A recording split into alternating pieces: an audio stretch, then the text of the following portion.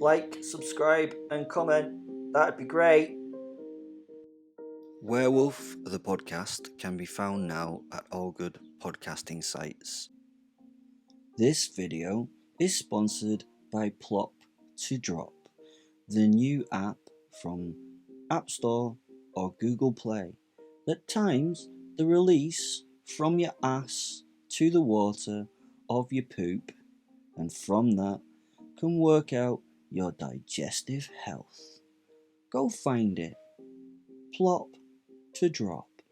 Hello, this is Will, your werewolf. Today we're going to step away from the Viking story for just a little look at what happened last week. I just want to tell you about it. It was really good. Please like, share, subscribe, and do all that kind of stuff if you would. That would be fantastic. And just listen to the story as we go ahead. As I say, this was last week.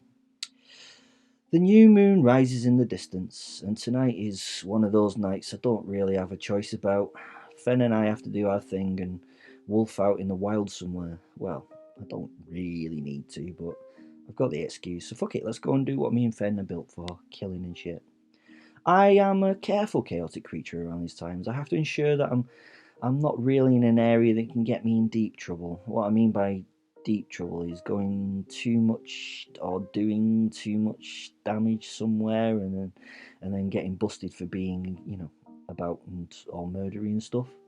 I've learnt not to drop myself into the deepest shit. I run in my wolf form through the woods and farmland. The breeze brings the pervasive smells of all those that surround me. I can smell the lives and the deaths that are going on in this space and beyond. Nature, she surrounds me. She's giving and taking from all the things around us, all the living things. This is real. This is really real. Humanity has lost this. I notice a life before me. It hunkers down in the bushes, hoping that I will not see, that I will pass by, that nature will not be an evil bitch for her on this night. I change direction slightly to run into its life and to spoil its evening. As I crash into the vegetation, the hare springs away, white tail flashing as she shows fit and ready to run to save herself. She will need to. She now has me to play the game of life or death with. She charges into the open field. She kicks and jinks as I snap at her heels. Clever, very clever, and able to change direction much faster than I can, but she does not match my pace. So starts the race, and the thrill takes me. I run after the big-eared, bouncing bunny bitch. With each turn, I snap at the feet that at the last second are just a little bit beyond my grasp. I can tell she's tiring and looking for the cover of long grass where she may lose me. This cannot be the case, so I make sure I cut her off from any hope of getting there. I chase. She turns. I chase, and she whips to the left. I snap. She jumps away from my bite. A change of tactics is required. This time, as it changes direction last minute, I do not snap my jaws, but whip my nose onto her hip. She stumbles, which is my moment to react as she rolls in the dust, the dry dirt lifted into the sky. This bunny is fighting so hard for her life, and I am fighting so hard for her death. She scrambles to her feet and almost makes it, but I knock her with my nose and she falls again.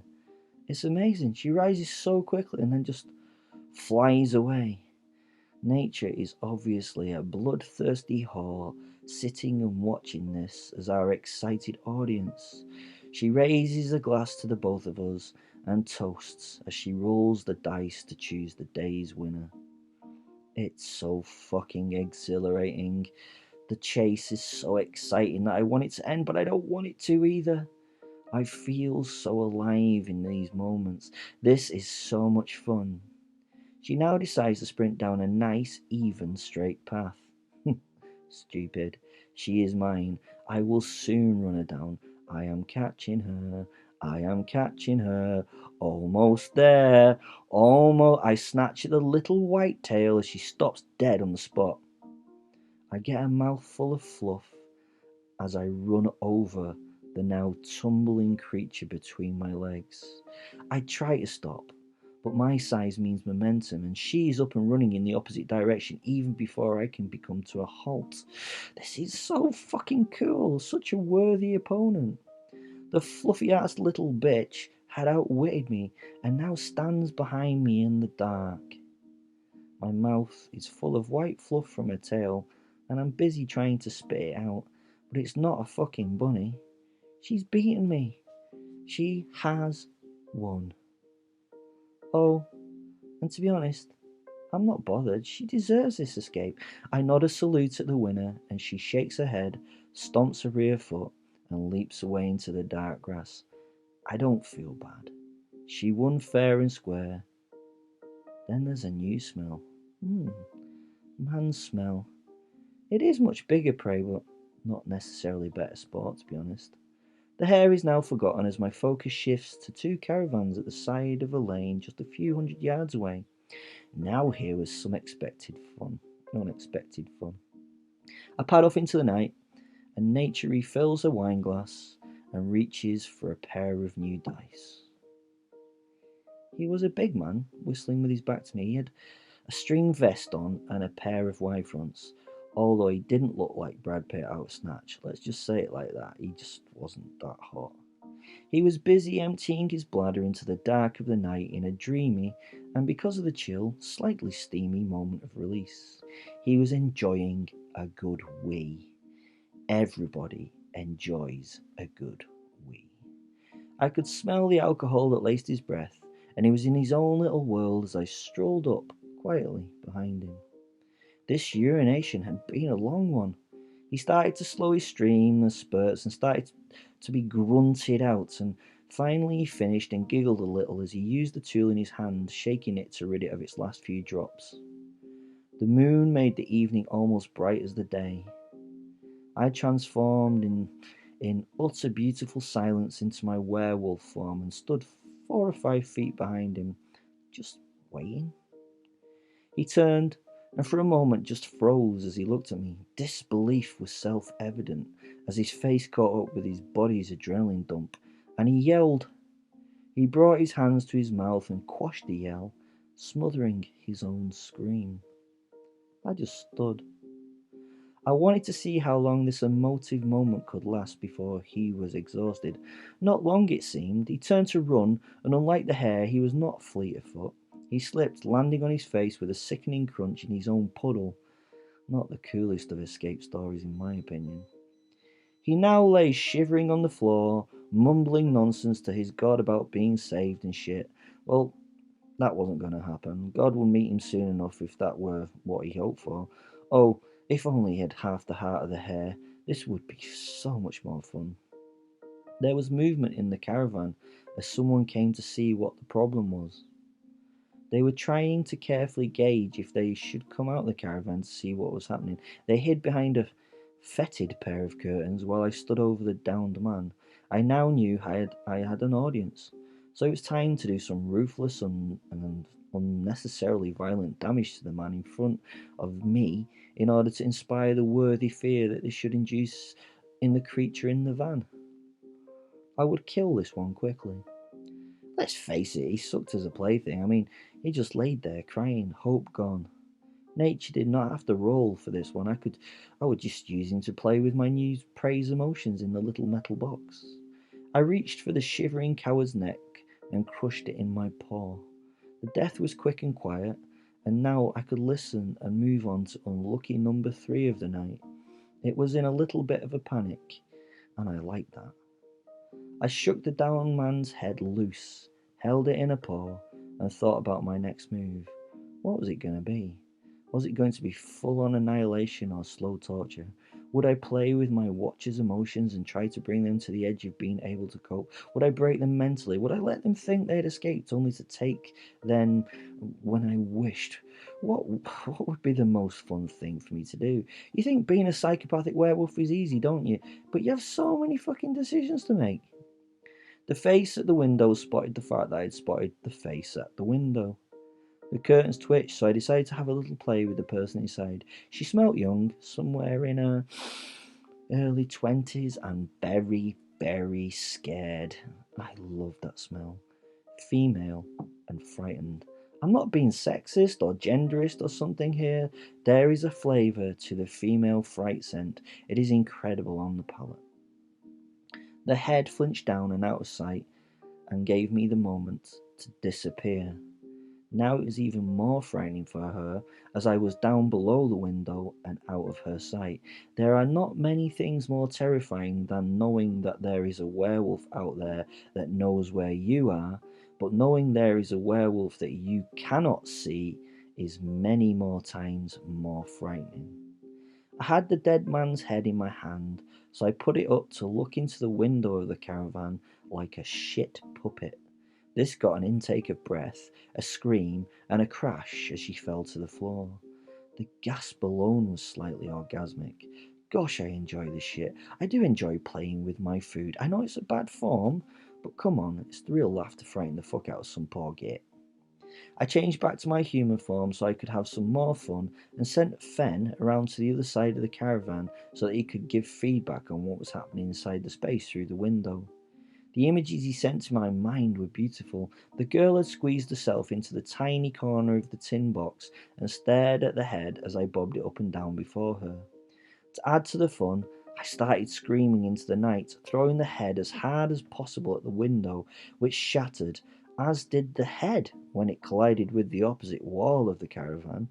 The girl was now in apoplexy, yelling and screaming, begging for help. It took at least 5 minutes before she just went still and lay mewling, the duvet in her hand over her mouth. I now had a new funner plan. I walked over to the man's body and tore open his abdomen while the posit kept an eye on the girl. I grabbed a handful of guts and pulled them free and took them back to my victim waiting at the crime scene. I now took up my position outside the caravan window, smearing my naked body in the blood and lying on my front with the guts below me hanging out.